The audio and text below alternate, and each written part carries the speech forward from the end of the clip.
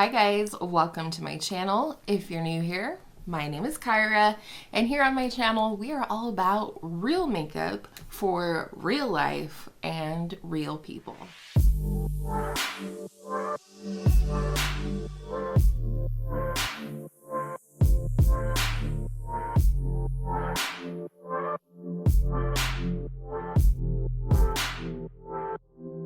If you are new here, I want to say a very special welcome to you, and also thank you. Thank you to all of you, each and every single one of you that is subscribed to me. We have finally reached the 1K milestone. Now, I haven't made it official over on Instagram or here on YouTube really. I want a little bit of a cushion. We know how numbers can fluctuate here on YouTube, but I just wanted to say thank you. There's more to come on that. I am not skipping over it, and I am definitely doing a giveaway soon, so keep tuned for that. But today we're going to do one of the crazy things we love to do here on YouTube, or BeauTube as I like to call it, and that is ranking makeup. And today's categories are concealer and powder. If you missed it, I did already do primers and foundations, and so I'll link that video down below. And I am going to be working through every category of my makeup this year and the beginning of the year.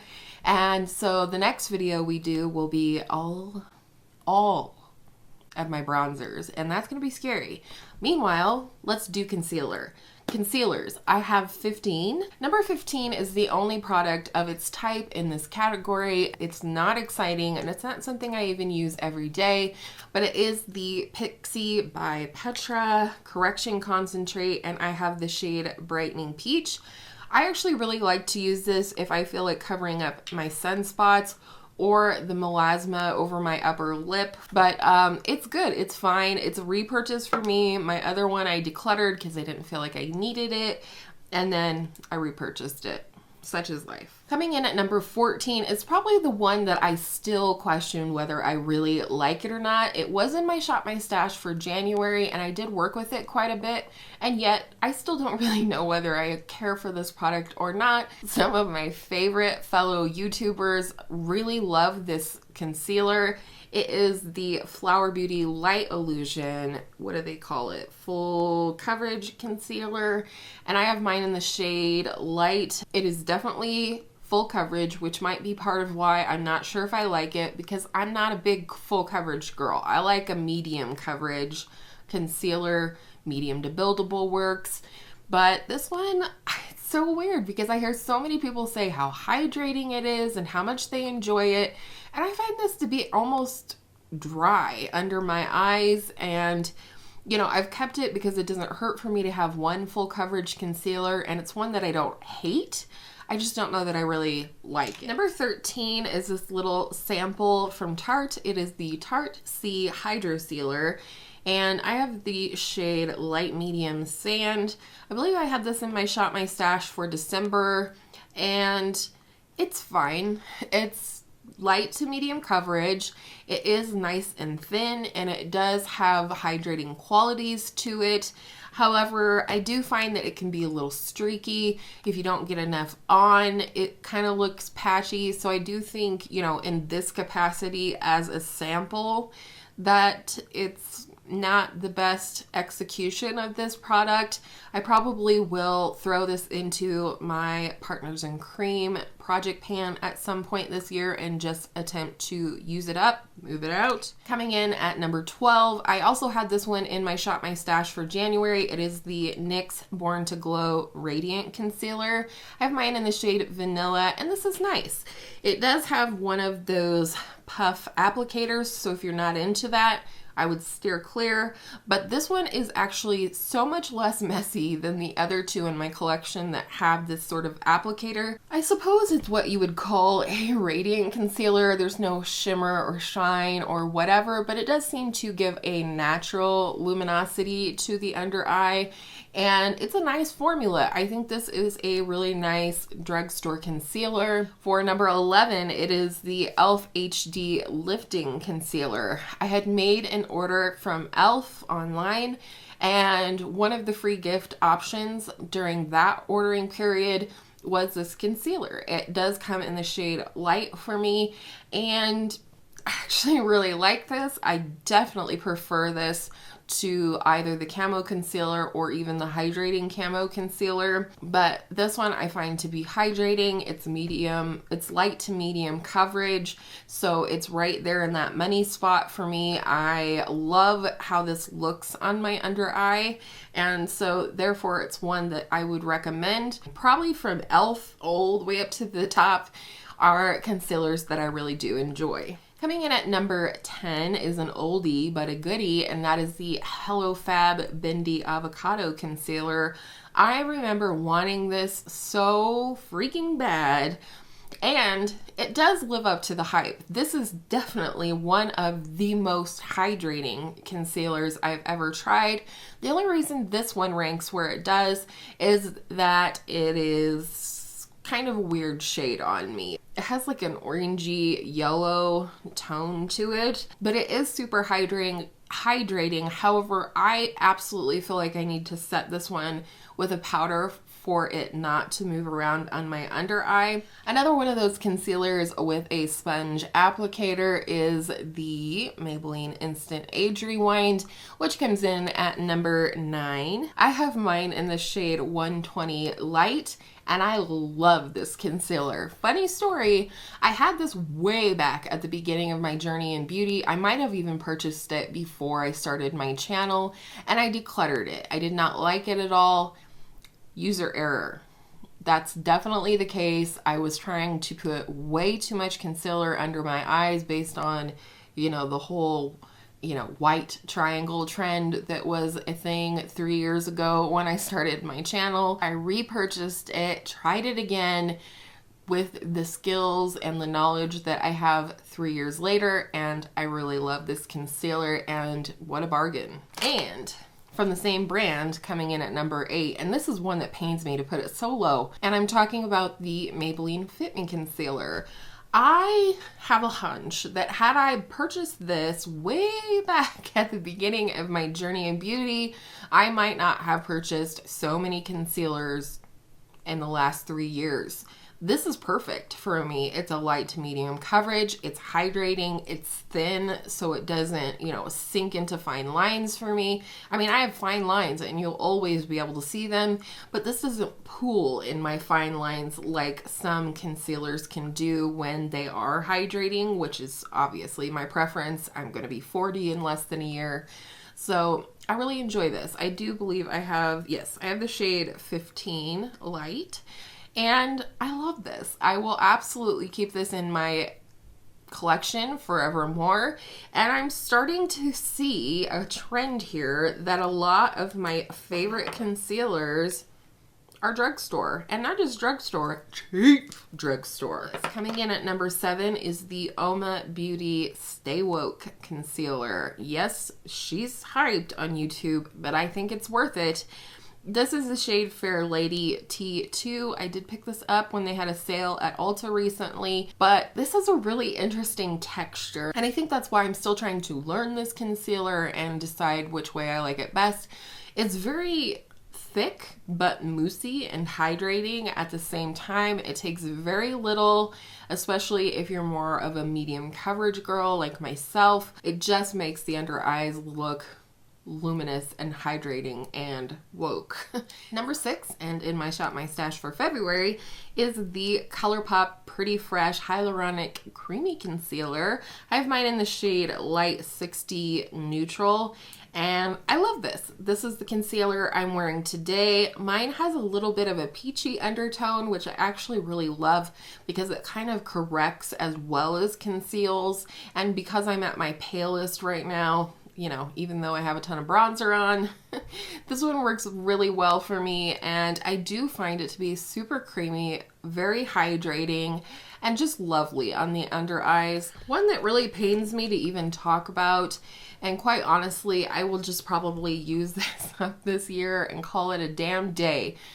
This concealer I love, but I also despise at the same time, and I talked about this recently in my 21 questions tag that I filmed, and it is the Charlotte Tilbury Magic Away Concealer. I've probably used this around a dozen times, maybe 14, 15 times.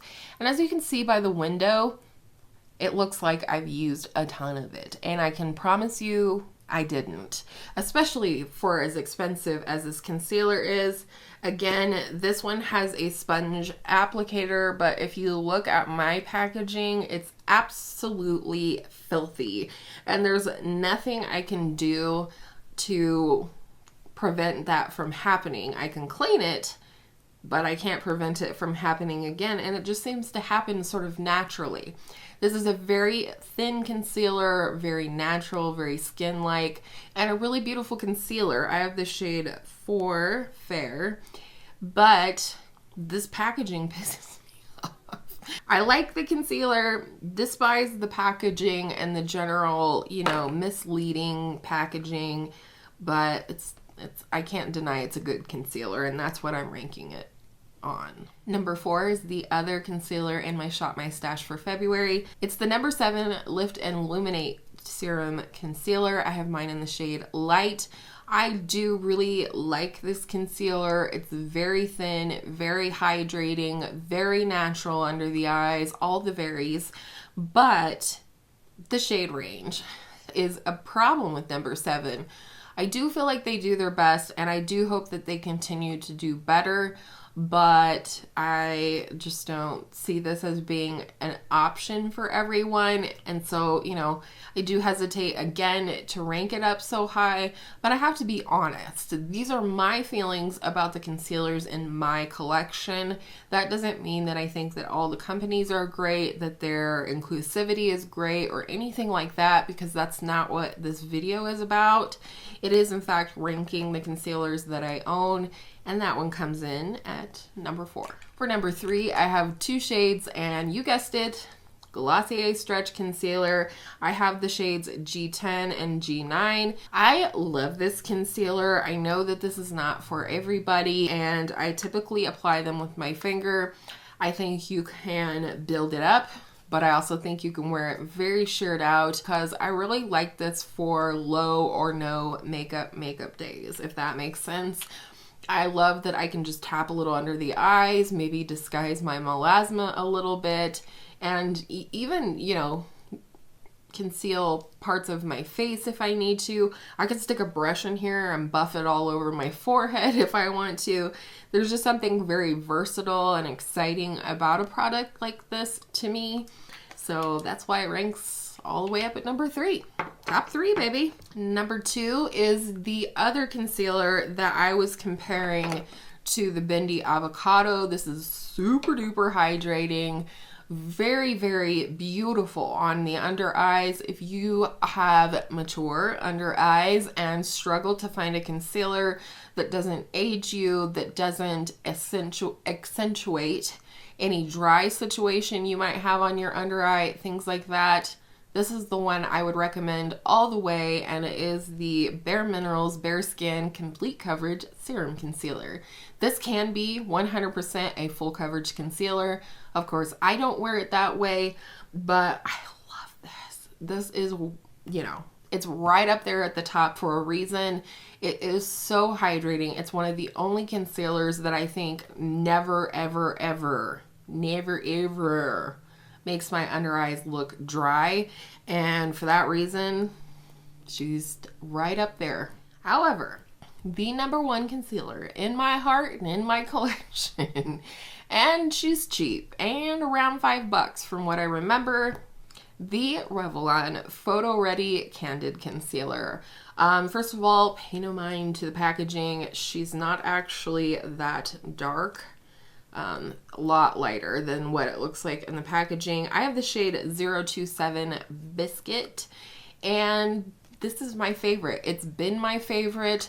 I believe I bought this on the recommendation of Mandy Lee here on YouTube, and it's just lovely.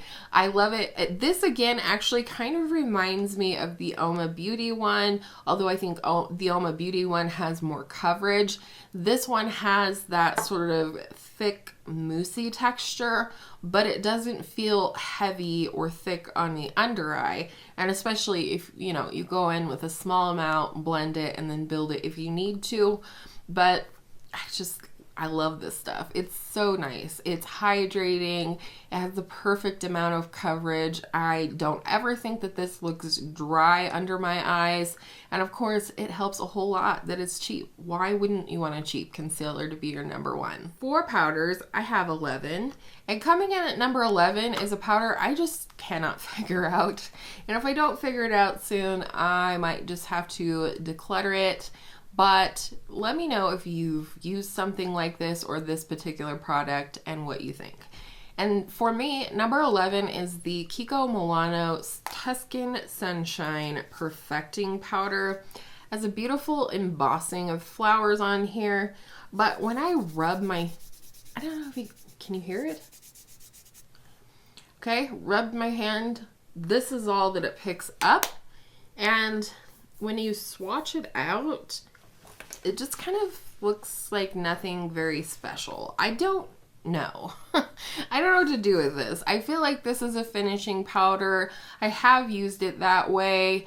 It's quite glowy when I use it that way. So I don't know. I might try this. This is in my Shop My Stash for February, and I'm still working with it, trying to figure it out. But I don't know. I might try this as like a super duper subtle highlighter, see if it works better for me that way. But meanwhile, comes in at number 11. Number 10 is the least favorite of my current loose powders that I own. It's the Ulta Beauty Mineral Setting Powder. It does have a light sort of fleshy tint to it, but it does come in the shade Translucent. But it is a nice lightweight translucent loose finishing powder, setting powder. Sets my face nicely, but I do have to be careful not to use too much. Otherwise, especially with a hydrating foundation, it could add a little cakiness to the face, but it does come in at number 10. And then the rest of these I really like. So coming in at number 9 is the Sephora Micro Smooth Powder. I have mine in the shade 15 Light. This is very firmly pressed. I don't know how else to tell you. I don't know. I mean, it definitely has a tint to it, but it is sheer and it's very smoothing. But I do really like this for a light setting of the face. I find that it does help to like smooth out pores and things like that. It sets my makeup really nicely, but without being too heavy. And so I really like this one. Coming in at number 8 is the e.l.f. Halo Glow Setting Powder. I have mine in the shade Light Pink. Maybe not the best choice for someone with a warm skin tone like myself, but I don't find that it really affects my makeup that much. It's a very, very sheer, translucent powder. It's beautifully finely milled, and it does add a nice glow to the skin without being like shimmery or anything like that. It allows your natural skin to show through, or, you know, your foundation. Like, this is just a really beautiful lightweight setting powder. It's just super duper lightweight, and it doesn't really do anything to your makeup other than set it and add a little bit of that glow back into your skin, and I really like it. Next is number 7, and that is my number 7 Lift and Luminate Triple Action Finishing Powder, Translucent Finishing Powder. I have the shade Light. I really love this for my under eyes, and I actually will apply it with my fingers, which I think might be weird to some people. So I pick a little bit up on my ring finger and then just press it onto my under eyes, and it's beautiful, smooth, doesn't take away any radiance that might be on the under eye, doesn't make it look dry or powdery. It's just fantastic. And this has definitely been compared to the Charlotte Tilbury Airbrush Flawless Powder. I believe that's what it's called. And I do think they have a similar texture, and I don't know. I think this one's better, obviously, because it's way, way cheaper. Coming in at number 6, some of you may know that I am mad at this brand right now, but regardless, this is a product in my collection, and we're here to rank them. And that is the Hourglass Ambient Lighting Powder. I have here the shade Dim Light. I have one other shade in a mini. And I do really like this powder. It's really beautiful. It's very translucent. It's more about affecting the lighting on your skin or the tone of your skin versus like any coverage or anything like that. I typically use this as a finishing powder, so once my makeup's completely finished, I will take this on a big brush and buff it over my skin. It helps to sort of fade all of the makeup together, soften things, and of course add a beautiful glow. And this is supposed to be a dim light glow. And then, rationally speaking, my Hourglass Ambient Lighting powder in the shade Diffused Light comes in at number 5. I am currently working on panning this one. I do like this for my under eye. This is a very brightening powder, and I do have this. This is what I use today to sort of buff everything together on my cheeks. So some of the glow that you see is from this product right here. Also, if you have a lot of texture like on your Cupid's bow or your wash schnoz and you still like to highlight or brighten those areas, this is a phenomenal tool for that. And it's just kind of like a super duper duper duper subtle highlight. But again, Hourglass is not my best friend right now. Number 4 is a new, I don't know if I want to say favorite, a new love, something that I really like, and that's the MAC Mineralized Skin Finish Natural. I have mine in the shade Light Plus. This again is not quite as firm as the Sephora Micro Smooth powder, but I find it to be similar. However, while I really like this one, I don't know that it's worth the price. I really don't, because you'll see my favorite pressed powder coming up in a moment here, and that's been my ride or die for years, and it is probably half the cost of this one. I really just wanted to try this, get it out of my system. I like MAC products. This is one that I never bit the bullet on, so I did, you know, within the last 6 months or so, pick that one up. One of the best loose setting powders, especially for my skin type, which is combo to oily, the Laura Mercier Translucent Loose Setting Powder.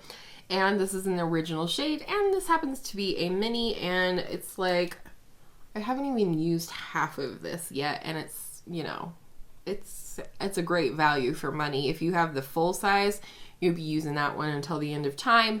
I just really like this. Like, this is a really good standard but nicer loose setting powder. It sets my makeup phenomenally. Really love that aspect, but I also really love that it doesn't look powdery on me either. It really sets the skin, but then it kind of sinks in, sets the base products, but then it kind of sinks in and becomes one with it in a good way. And so I really do like this one. It's one I would consider repurchasing if I ever use this one up, and I've had that one for a long time.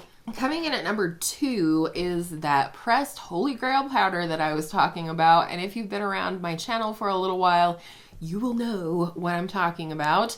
I've been through countless compacts of this and was using this before my journey in beauty began, before I ever even wore foundation, if I'm being honest. And it is another number 7 product. It's the number 7 Perfect Light Pressed Powder. Mine looks absolutely ratchet right now. I had to repress mine. All that was left was a little ring around the outside, and repressing just makes it that much easier to pick up that product and get it used up. And it won't be long on this one. It is the powder that I'm wearing today, other than that Hourglass powder buffed on my cheeks. It sets my makeup like a dream, but again, without looking powdery and making my textures show through or my fine lines and wrinkles. I will actually use this one on my under eyes just like the Lift and Luminate version. Same way, pick it up on my ring finger and press it in the under eyes, and that way I don't get too much. But it really does set my under eyes, but without making them look powdery or dry. Why is powdery such a hard word to say? Maybe because it's not a word. Coming in at number 1, again, mad at you, Hourglass Veil Translucent Setting Powder. I love this. This is the powder that I love the most because it's almost undetectable on my skin, but still does a fabulous job with setting it. I will use this on my under eye, but I typically will use one of the number 7 ones instead. But I do love the way this makes my skin look. It smooths. I feel like it's kind of brightening. It sets the foundation or concealer, but again, virtually undetectable on the skin, and I really like that about it. And that, my friends, is a wrap. Holy crap. Long video. Hopefully we'll get it down in editing, but I love giving mini reviews and telling you what each of these products is actually like. As always, I'll have everything listed and linked in the description box below. They are mostly affiliate links, and so if you do choose to purchase through those links, I want to thank you in advance for helping to support this channel. And with all of that said, I hope you enjoyed today's video. I hope you will consider subscribing if you haven't already, and I hope all of your makeup days are absolutely beautiful makeup days, and I will see you in my next video soon.